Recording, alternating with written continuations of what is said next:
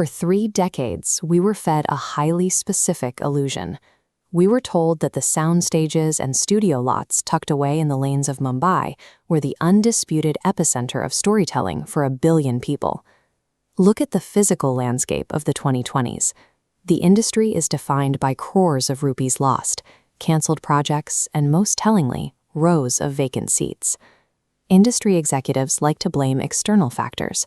They point to the global pandemic keeping people indoors, or the rapid proliferation of streaming platforms offering cheap alternatives. The truth is far more self-inflicted. The studios actively manufactured cinema so completely divorced from the lived reality of the Indian public that the domestic audience made a deliberate choice to stop buying tickets. This massive financial ruin is the terminal stage of a highly systemic process. Bollywood simply destroyed itself. To understand the collapse, we have to look back to the turn of the millennium. The Hindi film industry abandoned its meritocracy and hardened into a closed system, tightly controlled by 3 primary families. During the Con Supremacy, these prominent leads stopped functioning as actors. They aged, and instead of evolving their craft, they transformed themselves into untouchable corporate brands, demanding scripts that served strictly as vehicles for their established personas. Originality became a massive liability. If a writer brought a unique, gritty narrative to a producer, it was immediately rejected as too risky. Every single idea had to be filtered through the rigid requirement of securing a monopolistic star to greenlight the project. Even when these aging leads accepted a role, they would actively dismantle the original script.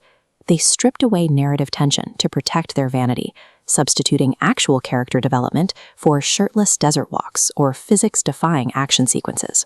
By obsessively shielding personal brand images at the expense of dynamic storytelling, the vibrant art of filmmaking degraded into a highly stagnant, predictable product line, catering to a captive monopoly. A monopoly requires a steady supply of compliant foot soldiers. To maintain their dominance, the established families built a closed ecosystem that aggressively confused a person's social access with their actual capability on screen. The entry criteria shifted entirely to your surname. Audiences were repeatedly subjected to entitled debutantes with wooden expressions, while trained artists from theater groups, small towns, and film schools were permanently relegated to background extras or sidelined entirely. To mask this lack of ability, studios financed massive artificial PR campaigns. They purchased magazine covers and manufactured hype to convince the public that these raw, untested insiders were the undeniable future of the industry. This rampant nepotism erected an impenetrable artificial barrier. It permanently severed the studios from the raw, relatable experiences of the Indian heartland, leaving the industry completely tone-deaf to the audience it was supposed to entertain. In the 2010s, a major shift in the financial plumbing accelerated this disconnect. Funding moved away from relying strictly on box office collections and was replaced by massive infusions of capital from Gulf countries and corporate venture houses. This funding shift introduced a wave of tolerance lectures. Scripts prioritized narratives romanticizing urban nihilism or caricatured the majority community as villains, often replacing the historical celebration of national valor with a tone of persistent apology for the nation's culture. The final products were indistinguishable vanity projects. The leads stumbled through lines in a heavily accented, fake airport Hinglish, completely alienating the vast demographic of paying viewers in Tier 2 and Tier 3 cities. Drunk on this steady flow of easy capital, the industry sought its validation entirely from elite festivals in the West. They treated their domestic paying viewers with total contempt, bullying anyone who criticized the useless scripts as intolerant.